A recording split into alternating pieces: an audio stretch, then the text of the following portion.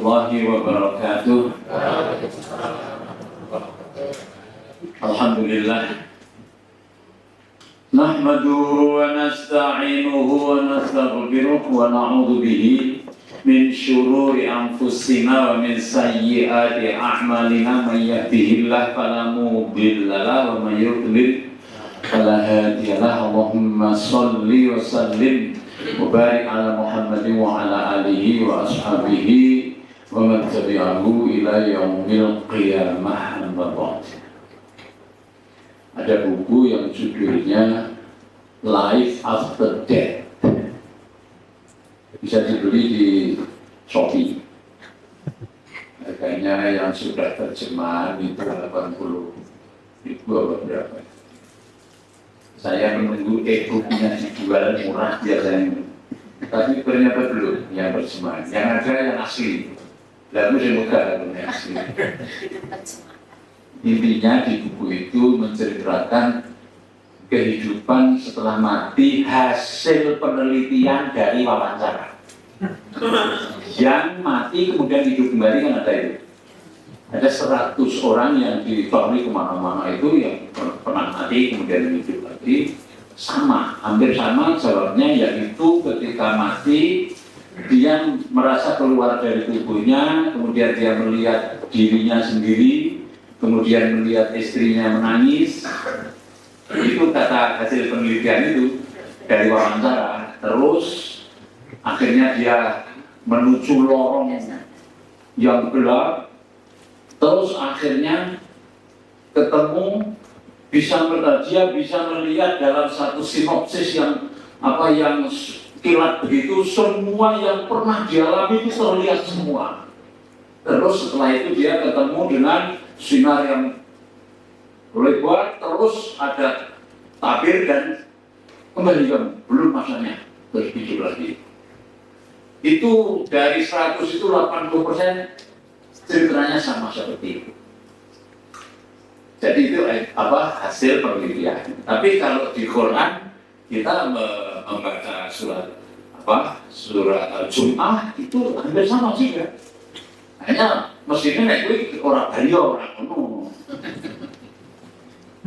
Nanti cek saja di yang punya duit mundur saja di situ itu sudah diterjemahkan.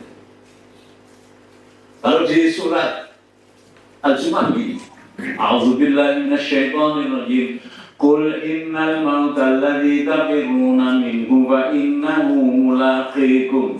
Thumma turadduna ila 'alimil ghaibi wasyahadah fayunabbi'ukum bima kuntum ta'malun. Katakan Muhammad, mati yang kamu takut, tafirruna minhu, kamu lari dari mati, itu kan yang lari kita ini lari. Fa innahu mulaqikum, sesungguhnya mati itu akan menjumpai kamu. Jadi yang senguyaki mati, awak dhewe kan melayu. Mulaqikum, akan menemui kamu semuanya. Setelah kamu mati, tsumma turadduna ila 'alimil ghaib. Kemudian kamu semuanya akan dikembalikan ke alimil ghaib, yang paling tahu ghaib. Alim yang paling tahu, al-ghaib yang ghaib. Siapa itu? Allah. Jadi kamu akan dikembalikan kepada Allah. Makanya kita disuruh baca inna lillahi wa inna ilaihi raji'un. Sesungguhnya saya milik Allah dan akan kembali kepada Allah. Ini surat Al-Jum'ah ini. Fayunabbi'ukum bima kuntum ta'malun. Sesudah kamu dikembalikan kepada Allah, maka akan diceritakan. Fayunabbi'ukum, akan diceritakan kepada kamu sekalian apa saja yang sudah kamu lakukan. Kan sama itu. Apa yang sudah kamu lakukan akan diceritakan. Kalau itu tadi, dia cepat sekali dia mengingat seluruh. Kata penelitian itu mengingat semua yang kejadian yang telah dilakukan. Tapi kan itu mandek di sinar, kemudian ada tabir, terus suruh kembali. Kamu kembali, belum masanya kamu, terus kembali. Lalu ini enggak, orang Bali terus gitu. Di hadis yang panjang itu Rasulullah menceritakan bahwa setelah itu materi lagi. Setelah kubur itu orang-orang yang mengubur itu pulang, maka kita akan berada di alam yang namanya alam barzah. Alam barzah itu alam kubur, bukan kuburan. Kalau kuburan itu kan tempat. Ini alam yang berbeda, alam barzah. Kemudian didatangi dua malaikat dan akan menanyai kepada si mayat itu, siapa Tuhan? Apa agama?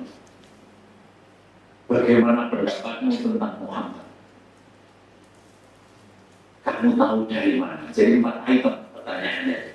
Ini yang dijadikan dasar bahwa soal-soal ujian itu walaupun sudah masih dilem itu boleh dibuka karena pertanyaan bubur saja sudah bisa dibocorkan. Apa pernah pertanyaan ujian lagi ya akal itu. Siapa Tuhanmu? Kemudian orang yang beriman akan menjawab Tuhanku Allah. Terus agamaku Islam. Muhammad Nabiku. Kamu tahu dari mana? Saya tahu dari Quran dan Sunnah. Setelah itu maka akan dipakai dia dengan pakai benar-benar dipakaikan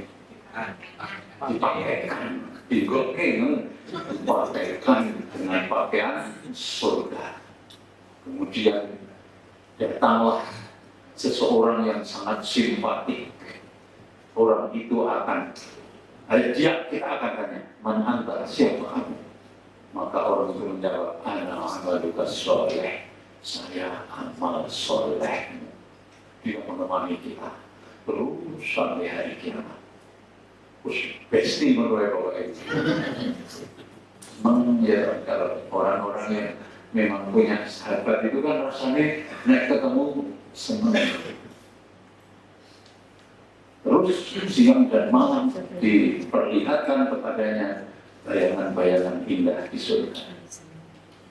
Bagi orang yang beriman kan begitu. Kita semua kan beriman. Kita bisa kan begitu. Tapi nggak bisa jawab. Nah itu pertanyaannya. Apa bisa jawab? Enggak, kita bisa jawabnya bisa. Kalau beriman. Karena ada jaminan dari Allah. Jaminannya begini. Yusabbitullahu alladhina amanu bil qawli tsabit.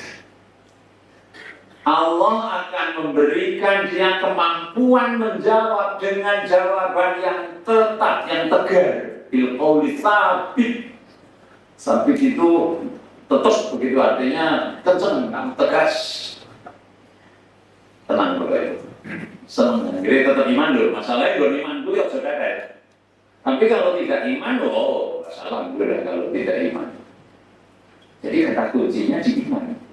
Dalam menghadapi suasana yang misteri. Misteri itu yang namanya gaib itu kan misteri bagi kita. Kita tidak bisa melihat kenyataan itu karena kita belum pernah mati. Tapi ternyata ada yang mati kemudian hidup lagi. Mungkin disebut mati suri apa itu ya. Mati surya, tapi ada yang lama loh. Dari mati kemudian hidup lagi itu ada yang lama. Bisa kembali. Artinya menambah keyakinan kita. Istilahnya sekarang burhani gitu. Burhani. Kalau yang tadi dari Quran, hadis itu namanya apa? Bayani apa? Bayani. Bayani itu memberi bayan penjelasan. Terus ada pembanding burhani. Burhani itu membuat kita lebih nyata. Oh, nek ngono ya tenan. Delok apa simulasi yang pernah dilakukan oleh seorang ahli dengan wawancara, dengan metodologi wawancara yang sudah pernah meninggal dan hidup lagi.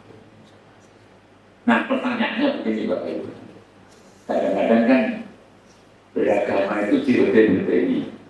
Terus akhirnya guru ngomong ke soal mati, malah ada yang menyindir, "Bok, lu ngomong ke mati ini nanti kaya usahu." Ada kan yang begitu, seolah kita beragama itu hanya mikir ke sesuatu habis mati. Bukan, ini satu satu sudut saja ya, satu aspek dari agama itu membicarakan soal kejadian di kubur, kejadian setelah kematian. Aspek yang lain kan banyak. Aspek yang lain itu banyak. Bagaimana cara mencari yang halal kan banyak diceritakan. Bagaimana cara berbakti pada orang tua, bagaimana cara bergaul dengan istri, bagaimana cara mencerai. Kan ada itu di surat At-Tawbah. Jadi karena Islam begitu komprehensif, menyeluruh, ada satu sudut yang membicarakan tentang kematian itu yang menjadi akhir. Karena kalau kita melihat ajaran itu start dan finish. Startnya itu percaya pada Allah, finishnya percaya pada hari kiamat. Lalu perjalanan di sini mengisi Allah, percaya pada Allah, percaya pada hari kiamat itu diisi dengan apa? Amal soleh. Karena ada iman lalu amal soleh, amal soleh, amal soleh, amal soleh, amal soleh. Salah satunya menjadi berada di bidang pendidikan, ada guru, ada sekolah, ada apa yang namanya di Kaset itu, ada kurikulum, ada itu semuanya adalah dalam rangka amal soleh yang harus ditempeli iman ini, Bapak Ibu. Kalau tidak ditempeli iman, dia jadi sekuler. Dan pahala nggak dapat di dunia roh. Jadi apa yang kita lakukan berupa amal soleh, opo wae wujude dengan profesi masing-masing, itu harus ditempeli nempel apa? Iman. Percaya pada Allah, percaya pada hari akhir. Terus di sini amal soleh, amal soleh, amal soleh, amal soleh dalam kerangka percaya pada Allah dan hari akhir. Terus kalau umpama ini nggak percaya pada akhir, tidak percaya pada Allah, beramal soleh dengan memakai sunnatullah, tetap dapat pahala. Jangan takut. Mereka orang-orang penemu ilmu pengetahuan hebat itu dapat pahala. Penemu listrik, penemu gravitasi Newton, penemu atom ya, apapun itu dapat pahala. Tapi kalau tidak iman, janji Allah hanya dapat di dunia. Karena yurid salah dunia nukti. Siapa yang hanya ingin dunia sekuler namanya diberi. Bama yurid sahabat akhirat nukti. Siapa yang ingin akhirat diberi oleh Allah. Nah, kita kan ini dua-duanya. Rabbana atina fid dunya hasanah wa fil akhirati hasanah wa qina adzabannar. Kita ini dua-duanya. Maka kita kemudian beramal yang nanti panennya itu bisa DP dunia terus akhirnya akhirat. Bidang kita masing-masing berbeda-beda, tapi semua dalam kerangka itu. Inilah yang akan saya sampaikan. Dalam beramal soleh dengan iman tadi, melakukan itu semuanya, jadi apapun sebenarnya ya jadi guru menurut Nasional SNK itu harus ditempleki syarat untuk bisa diterima mendapat surga dan mendapat dunia dan surga. Itu syaratnya harus ikhlas. Ini yang ingin saya sampaikan adalah ikhlas. Kenapa? Karena Allah sudah berfirman, "Wa ma umiru illa liya'budullaha mukhlishina lahu-d-din." Ora ono liya perintah Allah kuwi urip mungkin gurdikan ibadah menyembah kepada Allah dengan ikhlas untuknya. Untuk Allah saja. Ketika kita ingin tepuk tangan orang saja, maka dia namanya sekuler. Tidak ikhlas untuknya, untuk Allah, itu namanya sekuler. Itu aja bertepuk tangan. Itu aja bergaji itu. Nanti di akhirat zong. Itu pusatnya, kendalinya di hati yang namanya ikhlas. وما أمروا إلا ليعبدوا الله مخلصين له الدين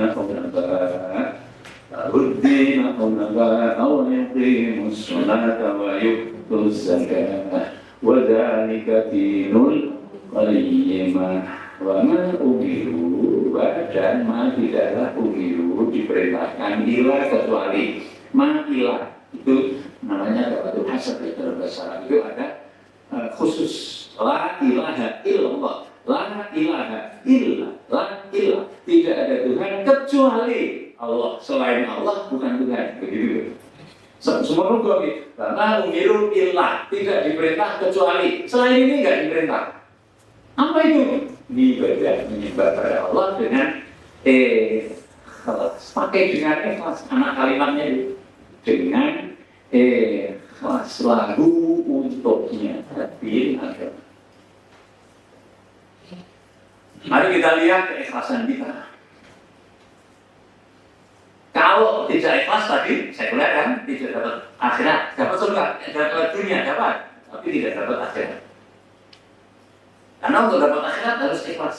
Yang kedua nanti benar ya. Ikhlas dan benar. Yang pertama ini ikhlas, yang kedua benar. Kenapa? Karena kalau tidak benar ya nggak diterima. Amal itu kalau tidak benar nggak diterima. Jadi benar itu bisa banyak sesuai tuntunan, sesuai profesi. Jadi ada nanti pun sing jenenge Pak Nung yang ini ketika guru itu kemampuan guru kompetensi guru itu dia ngerti itu berpakat saat kita nggak tahu ya nah, itu namanya benar itu kalau diterima kalau dia kompeten gitu loh ngerti ini dia kompetensi itu seperti partai PKS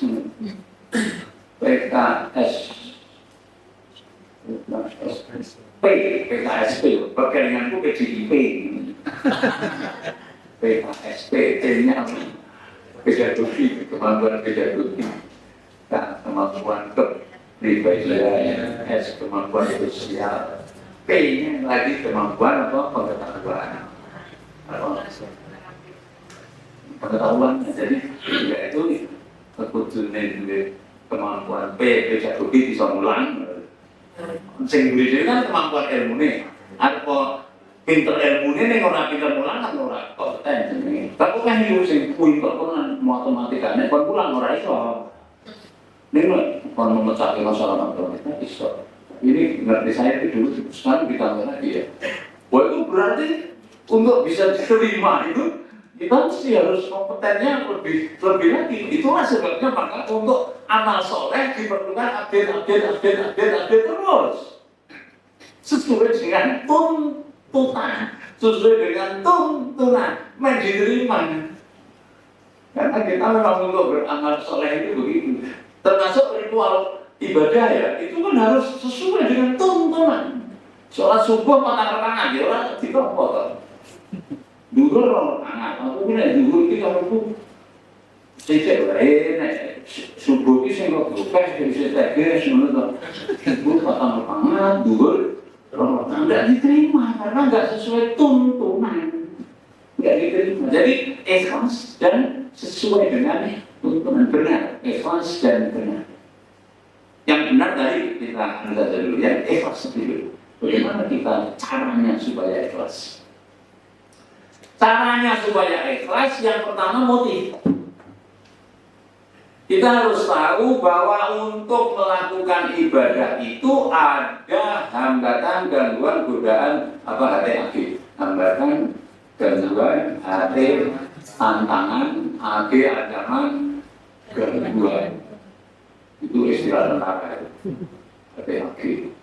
Dulu dipakai gorengan itu. Zaman pegawai dia menjadi golkar dan pura apa itu harga waktu pembelaan gangguan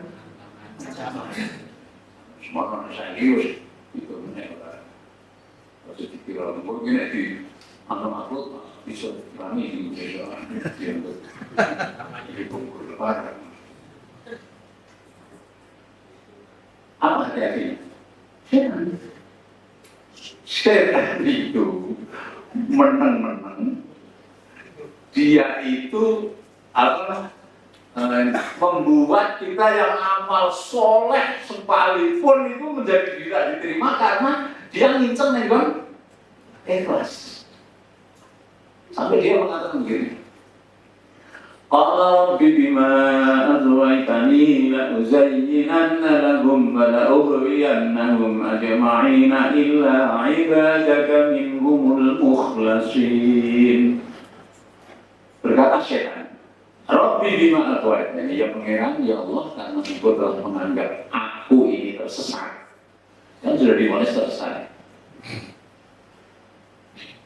La uzayyinanna lahum, sungguh kami akan menghiasi manusia itu dan akan menyesatkan mereka semua.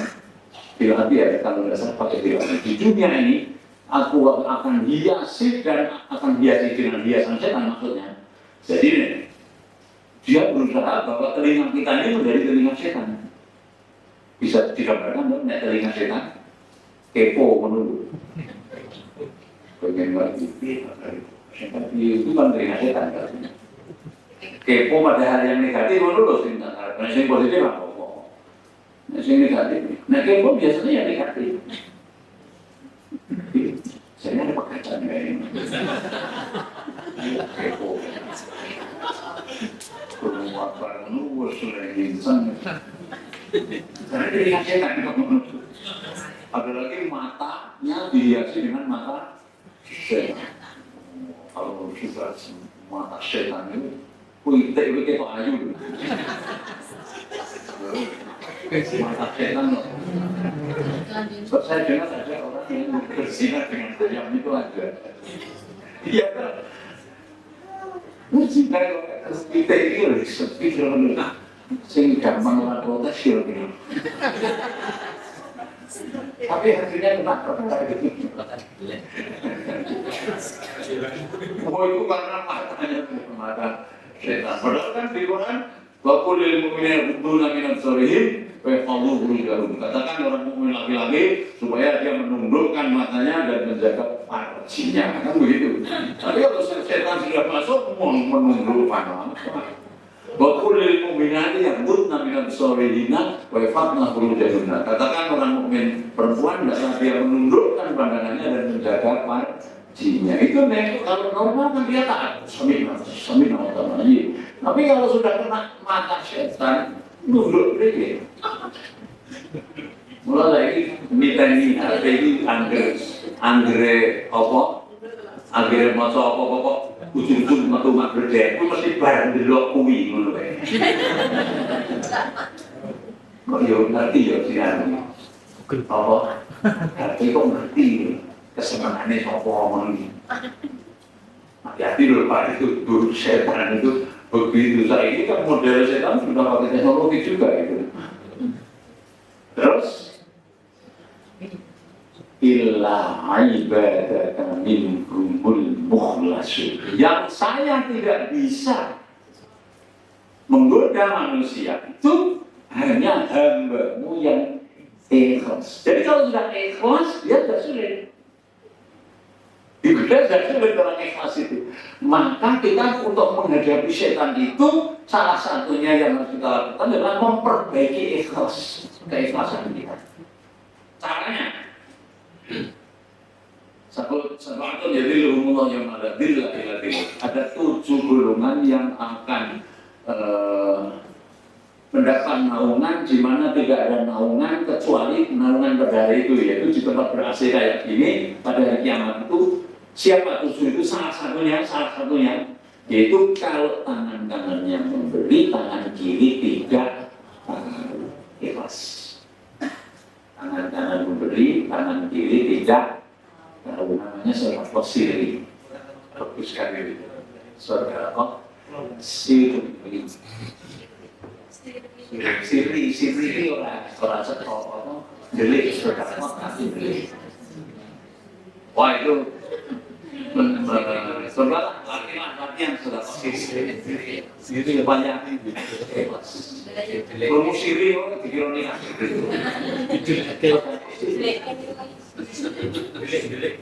Sama. Ya, sama. Ada jahil.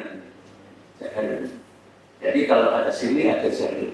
Ada mujahirin. Mujahirin itu adalah orang yang menjahilkan dosa. Itu tidak boleh. Jangan menjahilkan dosa ini. Jadi gini, dongeng-dongeng itu dosa ini itu tidak boleh. Dongeng yang Allah sarana kula dadi resiko perkara dongeng. Bah aku mau bumi kuwi orang satu ini. Nek sebab dongeng ya istighfar. Berarti nek pernah maksiat itu tidak usah didongeng. Dulu pernah maksiat enggak usah dongeng. Makanya kan tobat itu salah satunya, tobat itu kan berhenti, orang baleni, getun. Getun itu tidak bangga. Nendongeng kan ada bangga itu. Ada gue lah, aku dia merancang ini pakai ini, mau tak mau tidak bangga. Ini orang boleh. Dongeng Allah sana ngapura, jadi juga siri itu orangnya jari. Ini mau harus minggu siri dan jari itu. Mujahirin. Hati-hati dengan mujahirin, janganlah menjadi orang yang mujahirin. Jadi yaitu menjahilkan dosa. Jadilah seperti itu. Jadi nek ngekei sedekah tangan kei tangan kiwa orang ngerti. Ini orang jadi nyumbang orang satu isi. Oh itu siri namanya. Siri. Ini yang ditulis tidak bagus loh, ditulis bukan bukti loh bagus. Ditulis itu kan untuk nyambung per saudara. Sampai di osikane, itu kan menyambung. Ini rasa itu kok nomor. Nah jadi sing nganggep siri apa itu kok layak pak. Layak biasanya lah ditulis ini sekitar. Lu apa ya orang? Aku lima kebornan tulis. Oke ditulis biasa. Jadi satu itu. Jadi tangan kanan memberi, tangan kiri tidak. Ini bedanya cara muntah loh ini. Nyoba nih waktu ngerti tanganmu ya muntah. Itu muntah itu nek ini istilah menurut pakai nggak seperti tanganmu sekolah. Ini ajine ngono biasanya. Ada lagi yang kedua, cara yang kedua, yaitu jadilah ojo itu bahasa Indonesia apa? Jadilah akar itu tidak nampak, tapi fungsinya tanpa akar yang itu bukan hanya dia mati lah, tapi kan kita tidak tahu kerja akar. Padahal akar itu kerjanya hebat, tapi tidak pernah ada yang ngalem karena nggak enak. Hanya dengan bunga. Terus ada lagu tentang bunga, buah. Rumah kan lagu akar. Musim-musim iPod. Paling yang guna dia semuanya tewong kayaknya. Angel ini jadi kerja tapi tidak ada yang tahu. Ya paling-paling setelah kok pakai list itu Allah. Itu biasanya. Ini akan berlaku musola. Kamu sekian, jangan sekian. Allah sekian. Terus panitia kan macam deh, parpol sudah 5 juta, umi kan 200.000, hamba Allah 1 juta. Siapa yang hamba Allah? Urang itu. Orang tidak boleh nggak? Boleh saja. Boleh saja. Tapi kan yang atas hamba Allah siri tadi ya udah menang. Wah berat untuk menjadi orang itu wah harus latihan itu. Jadi ya menjadi orang ikhlas itu sampai seperti itu. Tapi Bapak Ibu perlu tahu bahwa yang wajib itu jangan delik. Yang sunat delik. Yang wajib jangan. Seperti apa? Sedekah wajib, zakat nggak boleh delik karena harus ditarik dia. Ada daftarnya. Ada amil yang meminta. Kamu 2,5%. Ya. Jadi nggak bisa hamba Allah zakat, hamba Allah ini. Ini sedekah sunat boleh. Sholat juga jangan delik. Yang wajib ketok. Karena imamnya minal muslimin, saya orang muslim itu ketoknya nggak sholat tuli. Tapi kalau sunat, delik. Maka sunat itu kan sebaiknya di rumah supaya tidak terjadi takabur. Termasuk mulan, orang Islam kok. Baru mulan undang-undang orang ketok-ketok.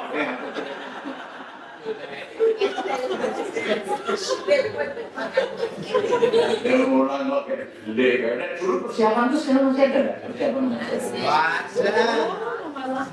dulu itu menjadi penilai ya dulu kalau dulu pengawas terakhir itu pengawas itu yang mantauin ya persiapan ini dalam senang. Nanti persiapannya mana? Di sini Pak. Woi, sekolah jujur di laptop. Ini coba aku ya, Anda penjenengan itu kan dibayar negara hasil, berarti Anda itu publik. Kalau publik harus dipertanggungjawabkan. Cara pertanggungjawabannya adalah diserahkan kepada pengawas untuk menanyai dan kemudian nanti melaporkan karena mangan duit negara. Isinya ya terhubung loh sebenarnya. Itu kan gunanya karena harus apa? Harus dipertanggungjawabkan karena itu publik, jabatan publik kan dulu itu karena makan duit negara. Jadi ojo nanti silih disalahgunakan itu. Kenapa? Kalau kita ikhlas, kalau sudah ikhlas itu Allah memasukkan surga itu mudah sekali. Karena Allah paling tidak suka itu kalau diwayuh. Diwayuh itu diduakan. Jadi maju.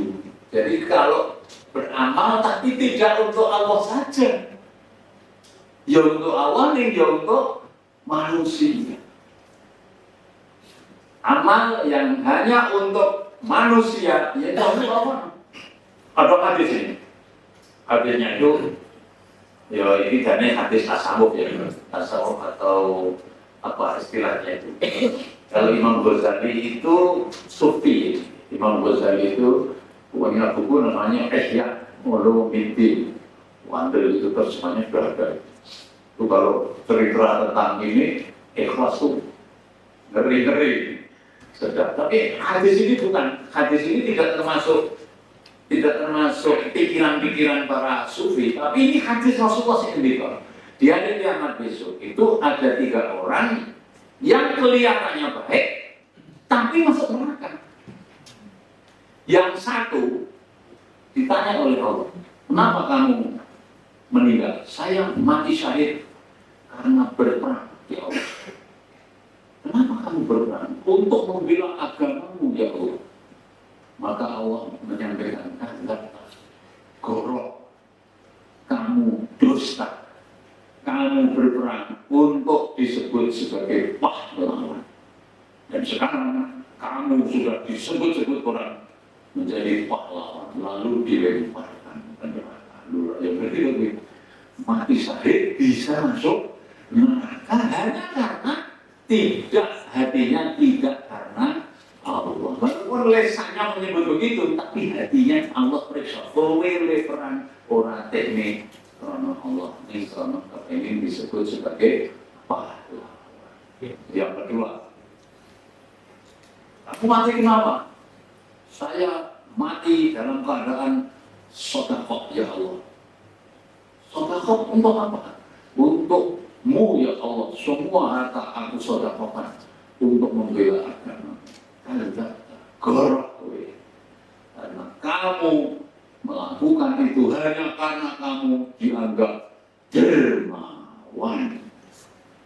Dan sekarang kamu sudah terkenal sebagai dermawan. lempar. Itu sebenarnya hanya untuk menjaga supaya kita ini hatinya betul-betul jangan menduat kalau soal amal itu. Itu artinya juga begitu.